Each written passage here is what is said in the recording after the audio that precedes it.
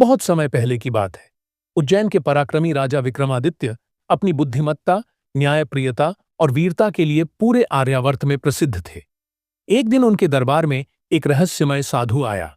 उसके साथ था एक सुनहरा ताबीज जिसमें एक रहस्य छिपा था। साधु बोला, राजन, इस ताबीज में बंद है दैत्य दंभिकासुर की शक्ति, लेकिन इसे नष्ट करने से पहले तुम्हें 7 गुत्थियों को सुलझाना होगा। हर गुत्थी एक रहस्य है, एक परीक्षा है। क्या आप तैयार हैं? राजा ने मुस्कुराकर कहा, यदि यह धरती और प्रजा की भलाई से जुड़ा है तो मैं हर गुत्थी सुलझाने को तैयार हूं। एक गुफा में राजा पहुंचे। वहां 3 परछाइयां थीं और तीनों में से एक ही असली थी। सवाल था, सत्य की परछाई कौन सी है? राजा ने ध्यान से देखा। एक परछाई झूठ बोल रही थी, दूसरी डर दिखा रही थी और तीसरी शांत थी। राजा ने कहा, सत्य न चिल्लाता है, न डराता है, यह मौन होता है। और उन्होंने तीसरी परछाई को चुना।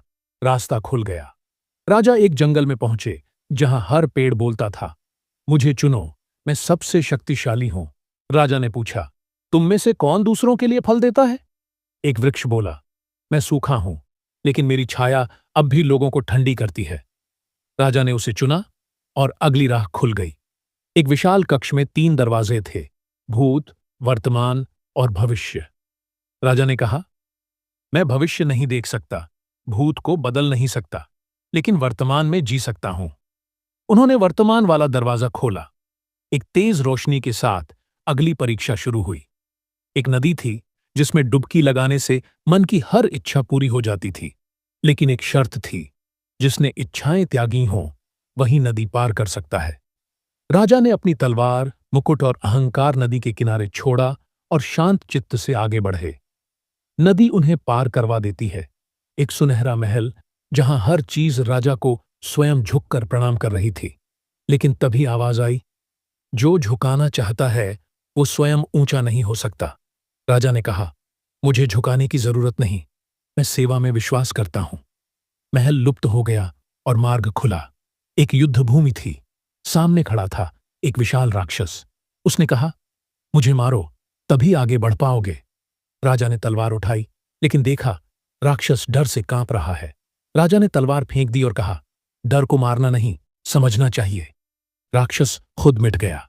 अंतिम गुत्थी, एक शीशा जिसमें कोई देख नहीं पाता था। राजा ने उसमें झांका, कुछ नहीं दिखा।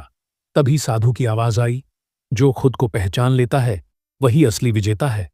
राजा ने आंखें बंद कीं और आत्मा की आवाज सुनी, मैं सिर्फ शरीर नहीं, एक चेतना हूं। शीशा टूट गया और ताबीज खुल गया।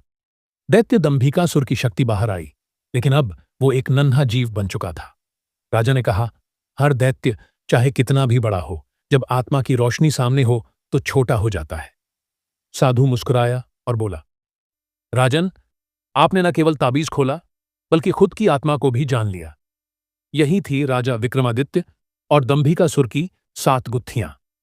यह कहानी सिखाती है कि बाहरी शक्तियों से बड़ी होती है अंतरात्मा की शक्ति, विनम्रता और आत्मज्ञान। अगर आपको यह कहानी पसंद आई हो तो वीडियो को लाइक करें, शेयर करें और चैनल को सब्सक्राइब करना न भूलें। फिर मिलेंगे एक और रहस्यमयी, रोमांचक और प्रेरणादायक कहानी के साथ।